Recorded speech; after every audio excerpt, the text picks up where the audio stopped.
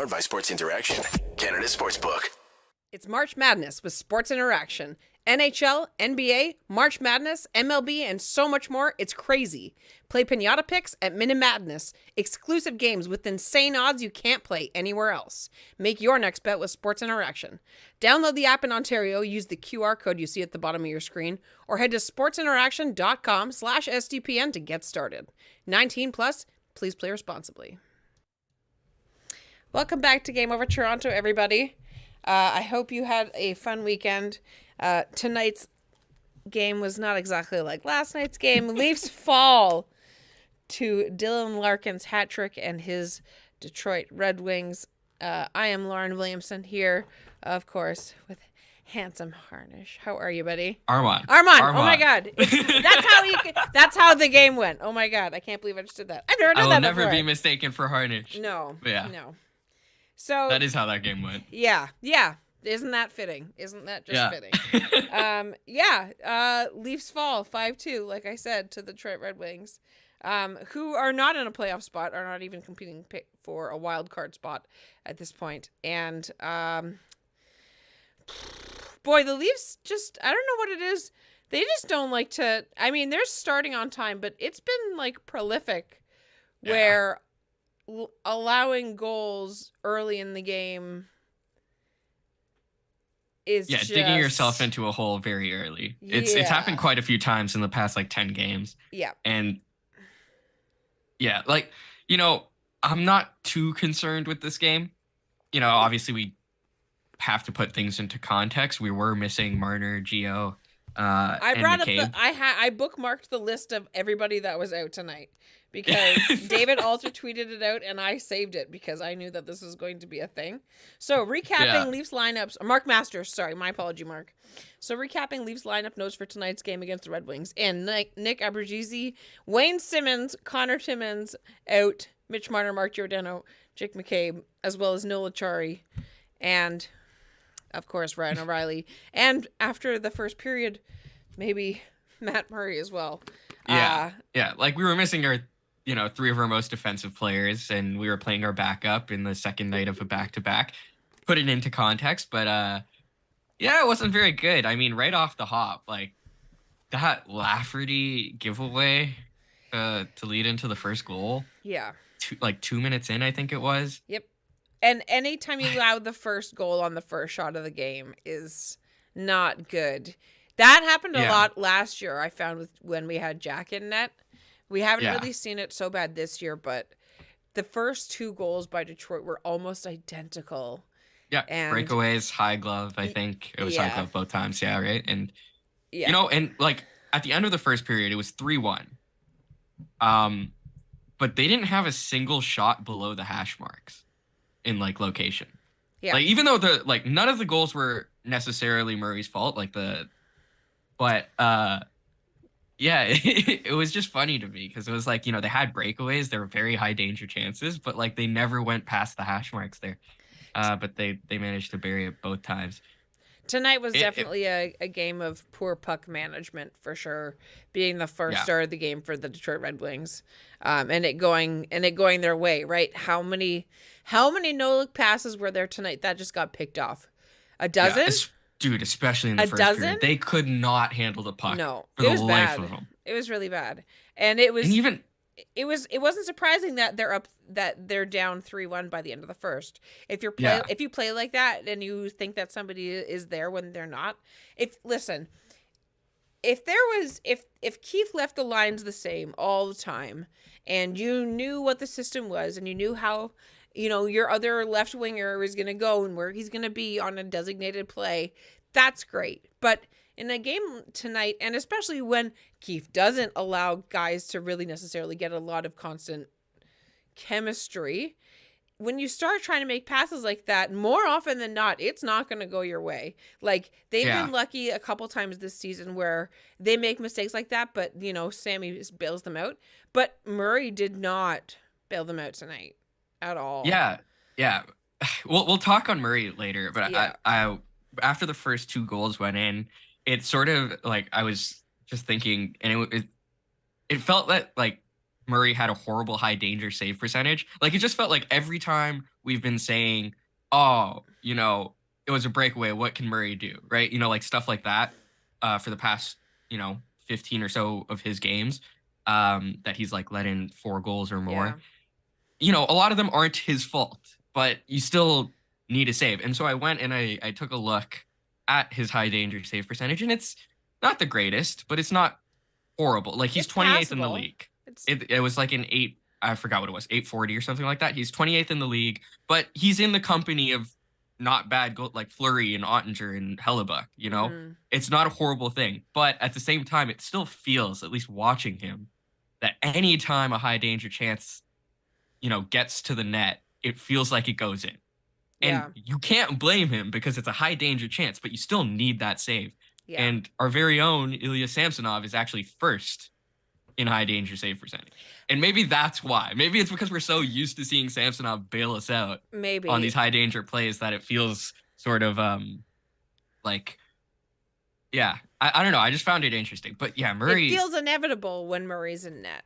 Yeah, exactly. Right? And even the way he just handles the pucks, like the first 2 shots, the first one was a breakaway, but the second shot, he let a massive rebound out, and then he had to scramble back, and it was not pretty, like he was just on the ice, like just waving his arms around. It didn't look like he was in control at all. And that's what I feel with Murray. He definitely, and it's funny, you bring up a good point, like, oh, well, Murray can't get all of them. No, but later on in the game, the Red Wings got another breakaway, more than one. They gave up a shorthanded breakaway, I believe, and Sammy is there. And now I'm not saying everybody has to play as well as he has lately because he has been so good. But it's looking more and more, and I can't believe I have to freaking say this, Armaan. I can't believe I have to say this.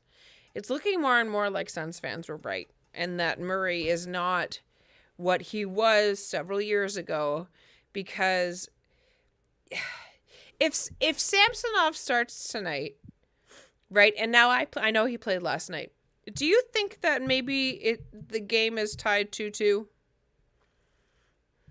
Yeah, probably. Like, well, I don't know about I don't think they played particularly well, but I do think it could have gone a completely different direction. No, and I think it's safe to say that every Leaf fan sees Murray as the backup, right?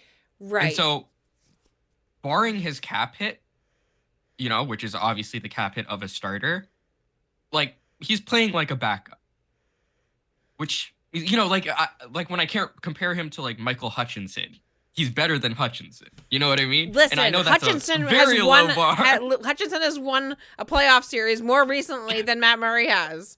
Isn't Murray's that a jarring sentence? Yeah, I know, that is hilarious. But yeah, it's sort of, I don't know, like, he's just playing like a backup. I don't think it's a question of who's got the net in playoffs anymore. You know what I mean? It's 100% Samsonov. Now is the question is like, who do you trust more, Joseph Woll or Matt Murray? I mean, I don't know. Is that decision all of a sudden after tonight no longer a discussion, but possibly an inevitability? That was one of my questions that I have written down that I want to get to later. But I don't know, man. Like, Leafs capitalize on a Yarncroke rebound. That was great. He gets his 19th of the season. Before we move on, can we talk about David Kampf taking a penalty shot? Yeah, what was that about? He's never taken a shootout shot. But neither has anybody. Shot. So it had to be done by somebody that was on the ice. On the ice. And they said it was Sam Lafferty, Zach Aston Reese, and David Kampf, which those selections are not exactly great. who are the D-men? One of them is Brody. I don't know who the other one was. I didn't catch it. I was busy writing it down like a madman. Like that, that's just sort of a roll of the dice, right? But, it doesn't go in. The Willie gets a shorthanded chance. Kerfoot had a great breakaway before the Red Wings started pulling away. But then, Berggren scores to put the Red Wings up 2-1. I literally put Murray's second Swiss cheese goal. So that was not good. And then right after that, Lucas Raymond crashed into Matt Murray. And there was a scary moment where it looks like he just sort of blew a tire and slid into him. He actually apologized to Murray as he right before he got off the ice. But it was very clearly unintentional. Yeah, but it was still dangerous for Murray. He hit his head Yeah. pretty hard. And then all of a sudden, Samsonov is backing up in a game where, again, like you said, the Leafs are not playing well, and they don't. If it seems like when the Leafs play in front of Samsonov, they play defense a little bit harder, and it felt like the Leafs were having a hard time remembering that Sammy was now in net and deciding, oh shoot, like now we have to play harder defense. And unfortunately, Samsonov lets one in, with 30 seconds to go in the first. But I wrote down one of my questions that I wrote down, and I hope that Matt Murray is okay. I hope that it's just precautionary that he didn't finish the game. But like, what happens if that's Matt Murray's last game as a Leaf? Because let's just think about this for a quick second, okay? This is game 76, so we have 6 games left in the regular season. Let's say he's out for a couple of weeks with a concussion. Heaven forbid, but he hit his head and left the game, so we need to have a discussion about it. So Wall backs up for the next couple of games. That's fine. And then you're in the playoffs. So if he's suddenly better in round 1, obviously Sammy is starting game 1 and everything, but do you bring him back?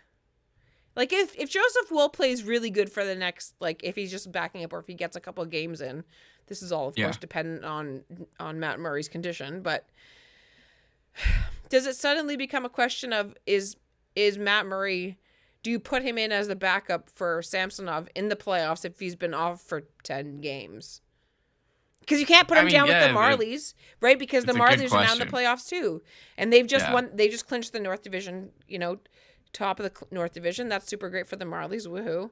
But it's not like the regular season where you can send him down and have a conditioning stint. Like, does it now become a conversation of if Murray is actually hurt, is that the last game that he's played as a Leaf? If Murray misses the rest of the regular season, you also have to consider that I'm pretty sure he has one more year on his contract. So maybe not last year as a Leaf or last game as a Leaf, but it could potentially be the last game he plays this season.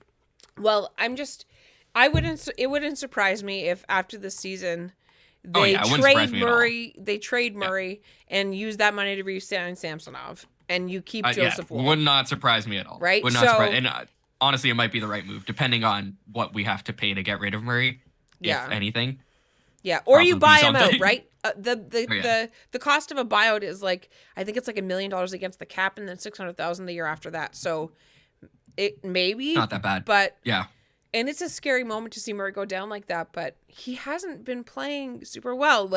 Even after he got back from an injury, he's had one game where he only let in 2 goals. Other than that, it's been you gotta score 5 to win, guys, or that's it. And it's just technically this game he only let in 2 goals. It was in half a period, but still. Yeah. And then Samsonov lets one in at the end of the period, but he's had no warm up. He's been sitting cold on the bench for 25 minutes. So and he played last night. Yeah, absolutely. It's not even just coming in cold. You just played a 60-minute game. Yeah. With travel as well. And the team is already down when you go in a net. You're already not really set up for success. And then, nothing happens in the second period. I have 4 sentences written for the second period. That's it. Look at that. Yeah, I really didn't have much for the second period either. There was nothing. Bunting in the second period had a couple of really good chances.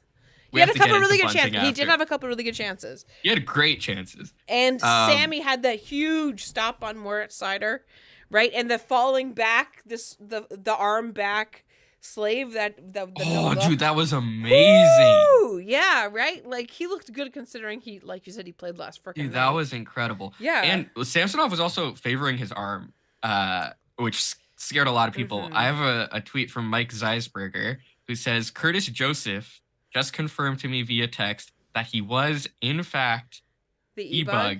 Oh my God. After Matt Murray got hurt. So imagine if that happened. Did you see the GIF on? There's a GIF on Twitter of Curtis Joseph walking up with his alumni blazer, with his little sheriff badge alumni thing, and an equipment thing, and an equipment that'd bag. Be incredible. Oh my gosh. When is that? I'm so sad we didn't get that. I mean, obviously, I'm not sad that Samsonov didn't get injured, but I'm glad it wasn't. That would have been amazing. But oh, that's amazing. It was one of those things where I was like, it's not still April Fool's, right? It's the second. Yeah. It's the second. Imagine. Yeah. But apparently Samsonov was just feeling sore, so. Right. Yeah. I'm sure it hurt, right? I'm sure it hurt. Yeah, I'm sure it hurt, and you're not expecting to go in, so maybe he was, not prepping himself in the correct way that you would usually do before a game. Yeah. But yeah, I mean, it was a kind of scary sight to see him favor, because if both Samsonov and and Murray are out, you have to go with Wall. And who would your backup be? Like Shalgren? Like, Yeah. ugh. Yeah. Don't want that happening right before the playoffs. You don't, but isn't that so much better than like Dave Riddich and Michael Hutchinson? Like, ugh. Riddich catching strays. I know. Mr. Puck off the face. Yes. Anyway, thank you guys for watching Game Over Toronto. Make sure you guys are hitting like and subscribe. We're about halfway through the stream for tonight on this Sunday evening.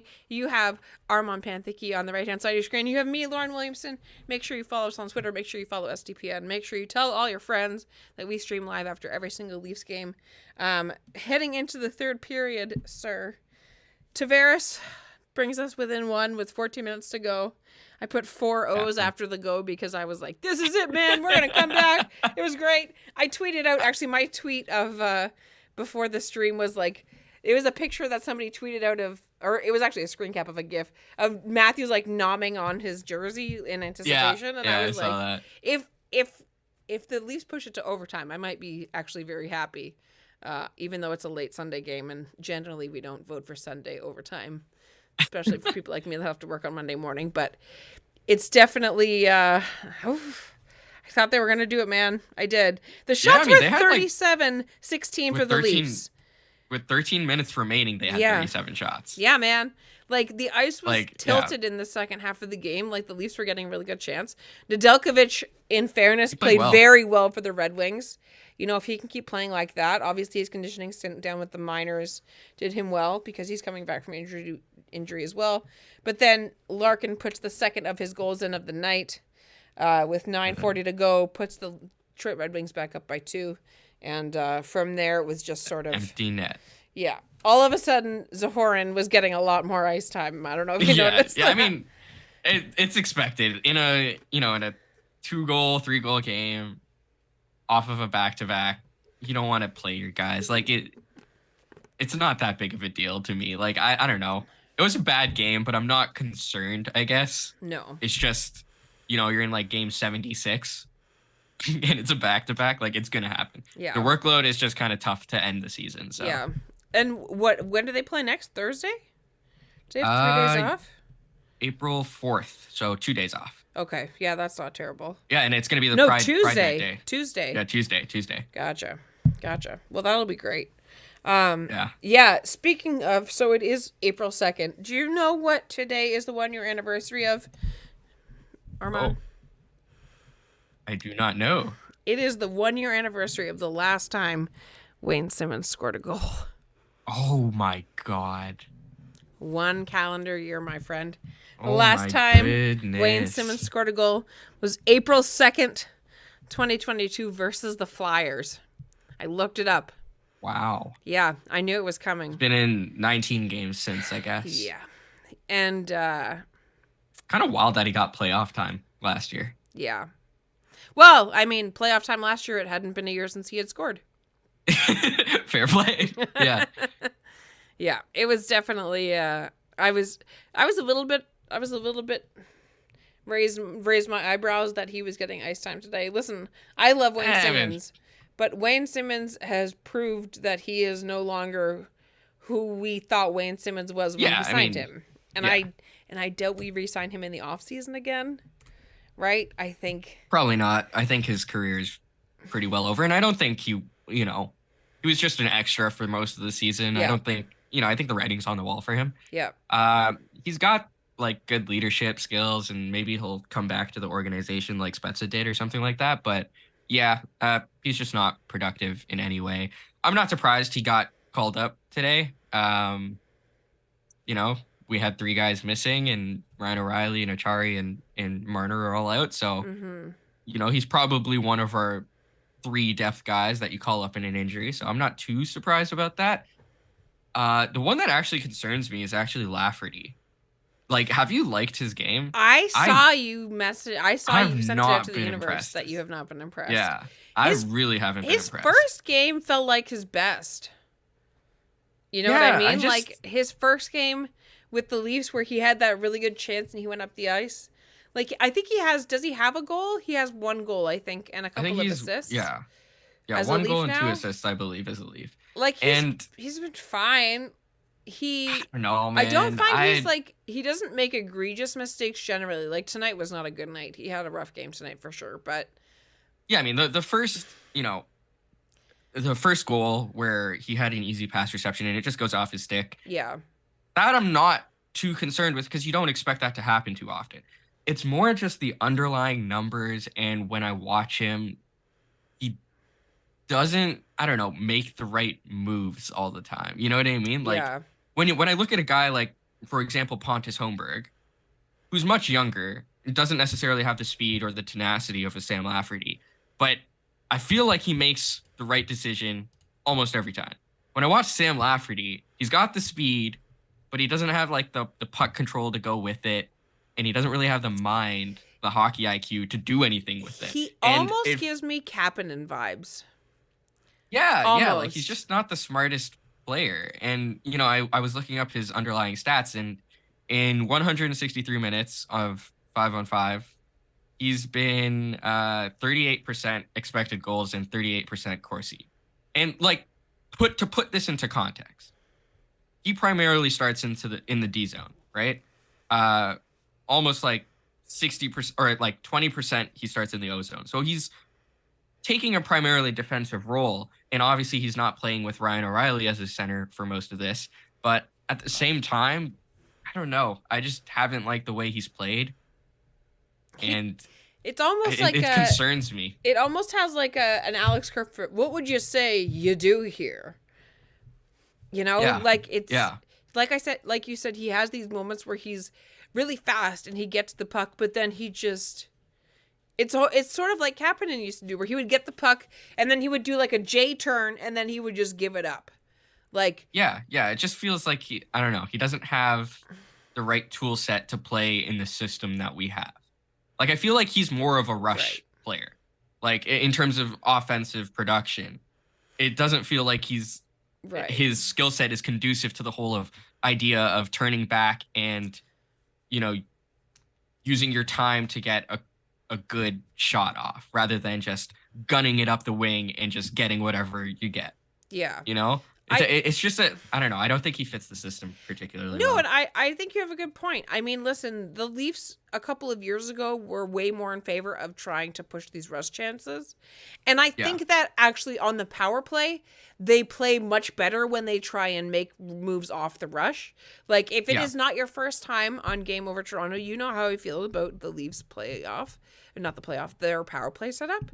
And the absolute predictability of it to the point where you could blindfold me, put on a pair of headset phones, and I would be able to tell you who has the puck and how long it takes them to make a move. Because the second power play that the Leafs got tonight, I was screaming at my television. My wife got upset with me that it's a power play and they're playing keep away.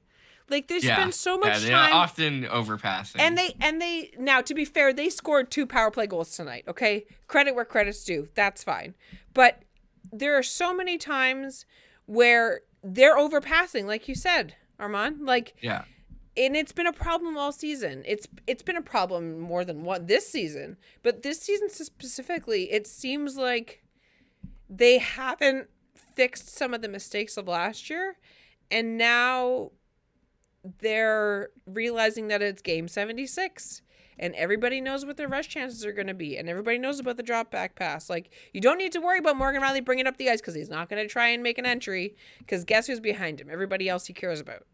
And I think it's become monotonous. And like I said, I know that they scored 2 power play goals tonight. I get that.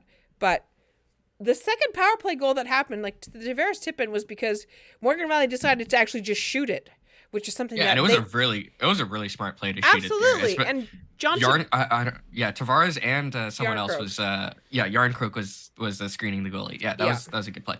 But yeah, sometimes it's better to just put it on net and not pass it around so much. And here's the thing, in this game specifically, especially in that first power play, the first unit our entire team wasn't particularly passing well, even leading into the power play. Like, it was just not a great game when it came to bad. our puck handling skills. We was did bad. not have good puck It was management. bad puck management. Bad puck management. Exactly. And so I felt when the first unit was on in that power play, they just couldn't get a pass through. But then when the second unit came on, like that first goal that Yarncroke scored was a beautiful passing. Yep. Like got his own rebound. Beautiful. Yeah, like Yep. really incredible to get from Timmins to Abruzzese. Both the Timmins pass to Abruzzese and the Abruzzese pass to Yarncroke were beautiful passes. Like deceptive, right on the tape. Yep. Perfectly done. Because the Leafs don't have anybody that puts it in off the blue line.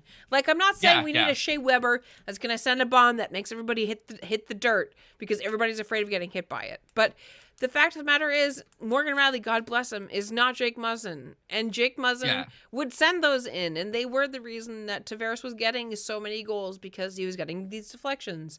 And it just feels like none of our defensemen are willing to shoot it as much at the blue line. And credit where credit's due, like you said, Timmins with a couple of times tonight.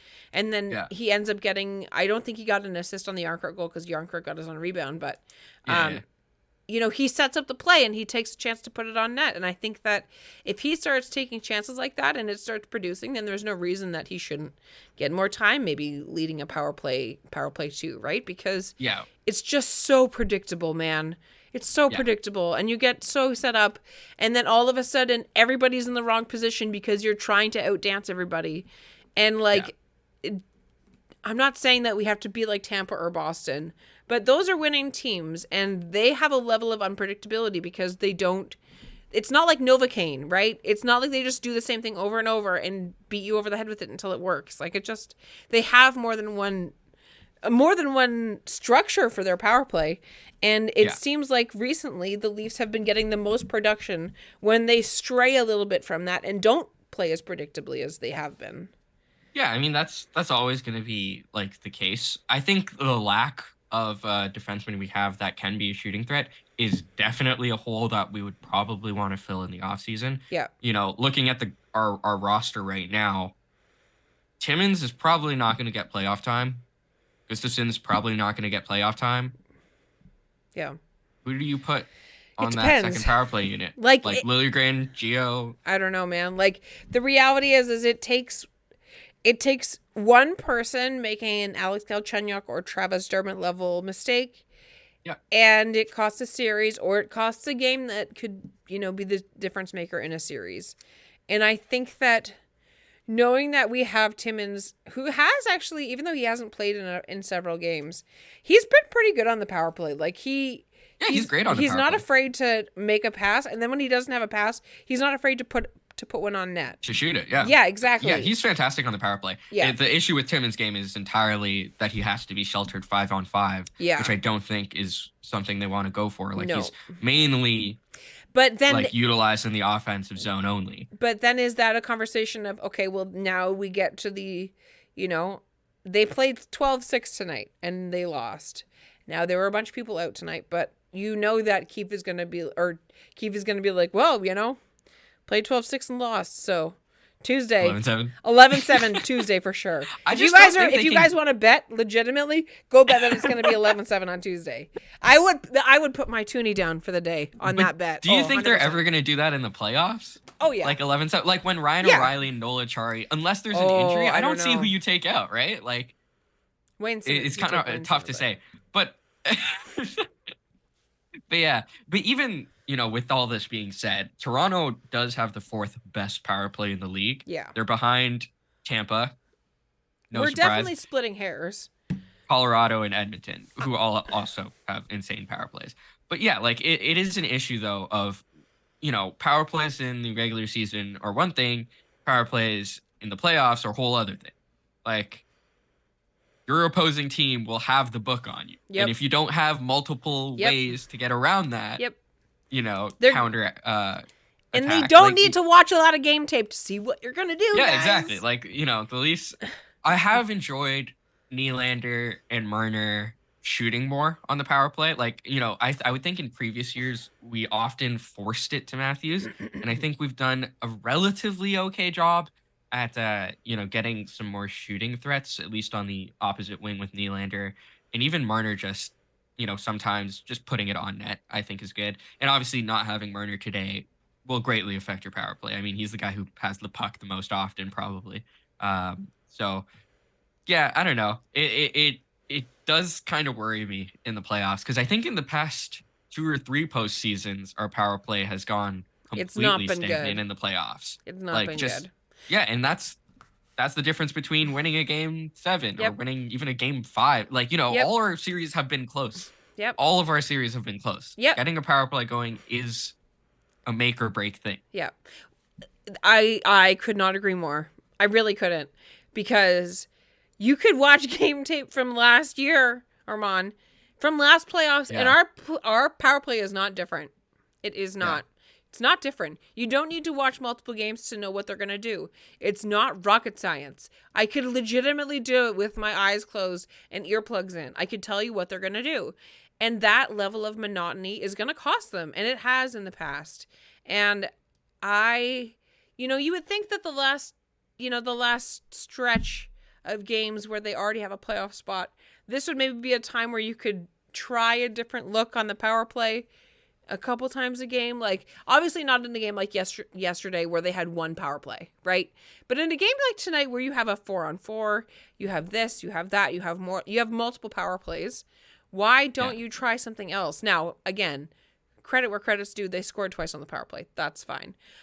Yeah. It's been a problem. It's been in the, how many teams get into the playoffs? 16? 16 teams get into the playoffs? 16, yeah. They're usually in the bottom 12, like below 12th in the postseason in power play terms, because they're predictable.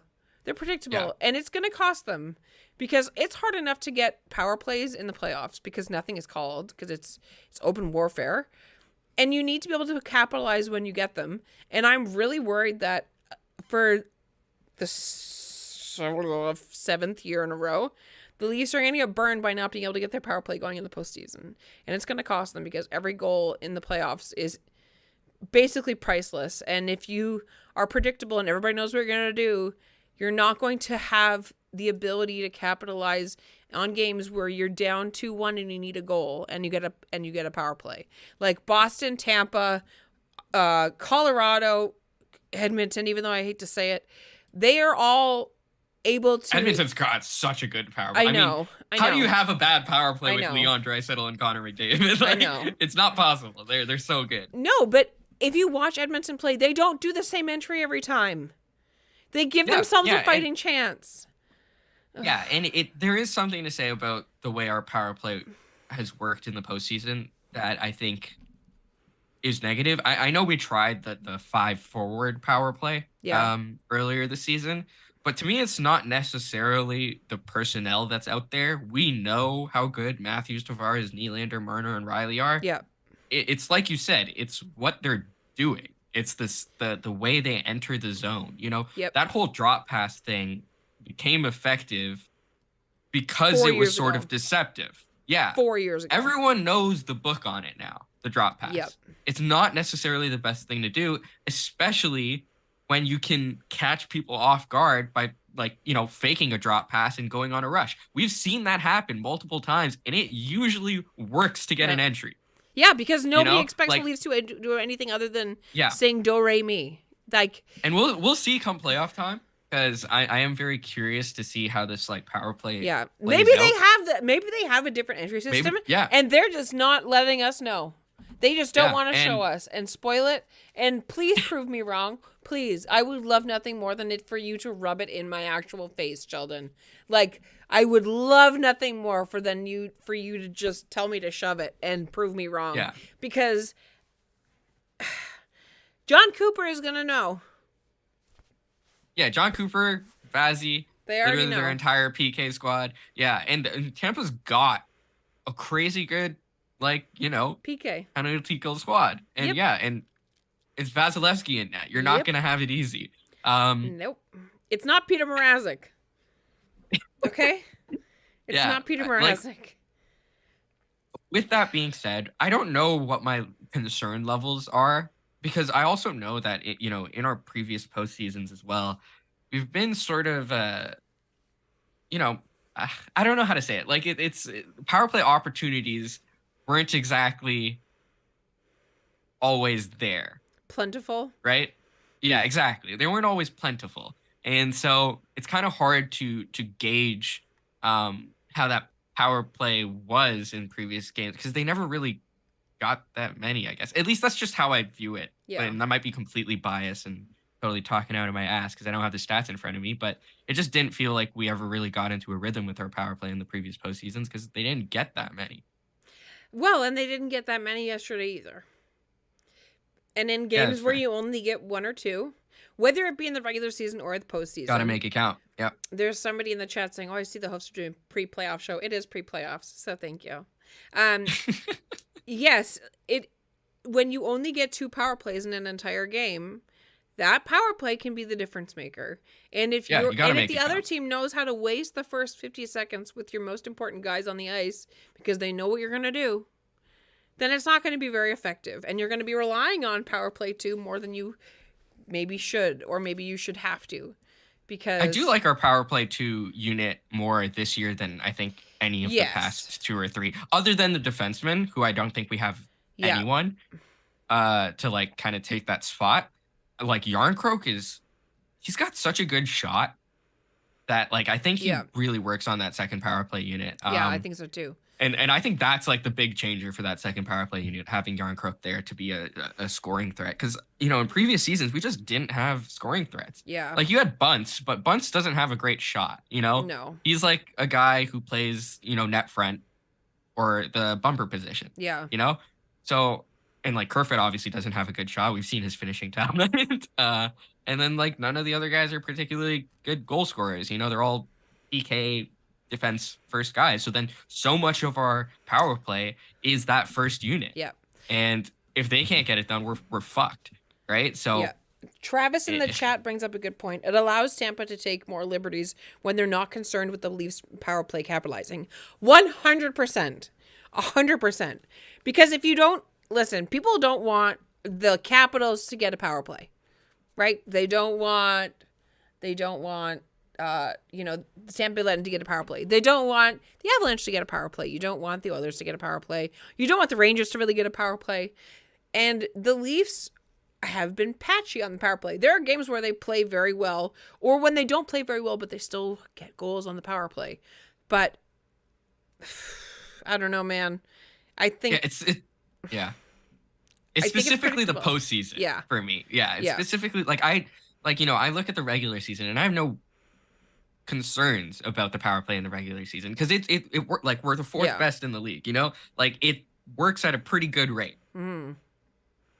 But it's just watching it and knowing how it goes in. The eye you bring test, up Washington, right? You bring up Washington. Test. Yeah, you bring up Washington, and everyone knows what the Washington power play is. It's get it to Ovi at the top of the circle and shoot it. Yep. But the thing about that is it still works in the playoffs. Yeah. It never really falters. Yep. With our power play, we sort of have seen it not work in the playoffs, and that's what concerns me. Yeah. Right? It's not necessarily that you're doing the same thing again. It's that we have previous evidence that teams stop it. It's like the Back to the Future Marty McFly. Hey, I've seen this one before. Yeah. Yeah, exactly. Same right? Thing. So that's the main thing that concerns me is like, we've had such a good year on the power play. Like we have the previous 2 in the regular season. And what has that amounted to in the playoffs? Pretty much nothing. So it'll be interesting. It will. And the first thing you need is power play opportunities because I want to talk about Michael Bunting. Okay, well, let's make this the last thing we're going to talk about because we're already at 40 minutes. So. We're at 40 minutes. Oh, my goodness. Yeah. Sorry. It kind of pisses me off that people are talking about reputation about Michael Bunting. What makes you say that? And how he needs to be smarter. Marchand licked 2 people in the postseason. Yeah. Multiple times. Yep. And not only did he not get suspended, he didn't get penalized. And he licked 2 people, 2 separate times. Do you think the refs didn't know that he licked the first guy he licked the second guy? Do you think Brad Marchand... I'm going to answer your question a question. Okay? Do you think Brad Marchand tells as many refs to do to themselves what Michael Bunting does multiple times a game? I understand that, and I agree with you. I think Like, that's the difference maker. I do. That is almost certainly a difference maker. But that just pisses me off. Like, Marchand has a reputation. Everyone in the league knows he's a rat. And everyone knew he licked the guy the first time. Yes. It didn't go under the radar and not seen. It got the most media coverage of all time. I agree. And like, I don't like Brad Marchand. What is this shit? I don't like Brad Marchand. I know. It makes me sick when I have to cheer for him and he's in Team Canada. I don't like him. Even though I know he grew up a Leafs fan, he just drives me bonkers.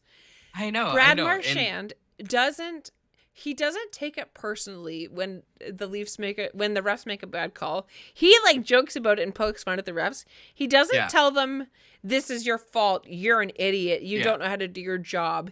He doesn't. Yeah. He doesn't mouth. He doesn't bully the refs. He doesn't. Not necessarily. He doesn't mouth. He doesn't orally bully the refs. He doesn't abuse them verbally.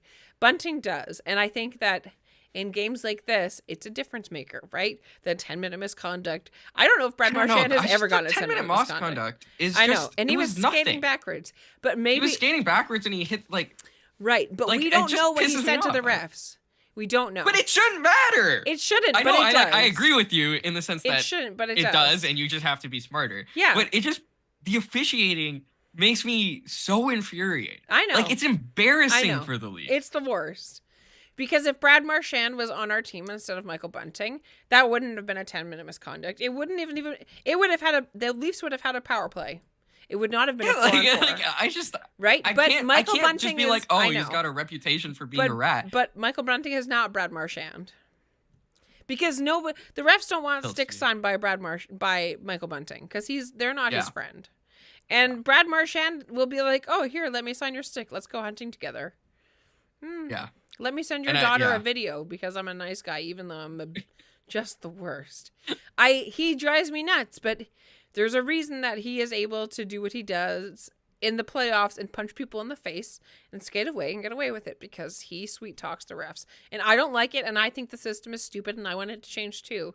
But I have unfortunately learned that screaming will do nothing. Yep.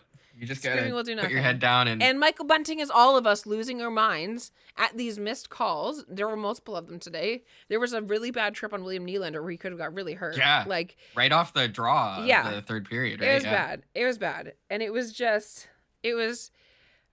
Bunting. It just pisses me Bunting off, lets the refs know how much he hates them and how much he does think they're a bunch of clowns. And I'm not saying that he is wrong, but I am saying that his delivery of that information is not in accordance with the way that he would like the penalties to be called. Because realistically, if you want penalties to go your way and you want to get good calls, you can't call people a waste of space. Yeah. Yeah. So until he is able to fix that, and there was one or two cues of the camera panning up to Kyle Dubas after Michael Bunting's antics, and you can see that he's frustrated too because they even said on the broadcast that they've spoke to him about it. And listen, I love Michael Bunting, and I hope that he is a Maple Leaf until his last breath, and I think his dad agrees. But if he keeps playing like this. Yeah, it costs the team, and it's frustrating. Armaan, do you remember what happens when players get suspended in the playoffs in the Leafs? They lose. They lose, and the refs already hate bunts. And I think that there is a awful chance that Michael Bunting does something really stupid in the playoffs and gets himself suspended. Yeah. And gets himself suspended and gets himself out of the conversation of being renewed for a contract worth what we know that he's worth because of that suspension, and maybe cost him the series. But let's not wish those sorts of things or say those sorts of things out loud any more than we have to, because I don't want it to be true. I'm just now, after this game, I'm just so afraid now. I'm trying not to put too much stock into the game. I know. But it's hard not to when they lose like this, right? Yeah. We're gonna put this game behind us, and we will be back Tuesday. It's the end of the weekend. Let's not worry about tomorrow. Tomorrow's gonna worry enough about itself. Let's wrap it up here. If you've been watching for the whole stream, or if you clicked on this stream later, Thank you for joining us. My name is Lauren Williamson. You can find me on Twitter at Lauren6. Armaan, go for it. My name is Armaan Punthiki, and you can find me at Armaan Punthiki on Twitter. Absolutely. And make sure you follow SDPN. If you don't, make sure you go check out the WrestleMania Game Over stream. Yes. If you are a wrestling fan, like I know a lot of SDPN fans are, or if you happened upon the stream, please make sure you hit like and subscribe and leave a comment in the compliment box down below, as Adam likes to say. Thank you for watching Game Over after this Leafs loss 5-2 against Detroit on a late night Sunday game in April. We will see you all Tuesday. Have a great night, everybody. Game over! Powered by Sports Interaction, Canada Sportsbook.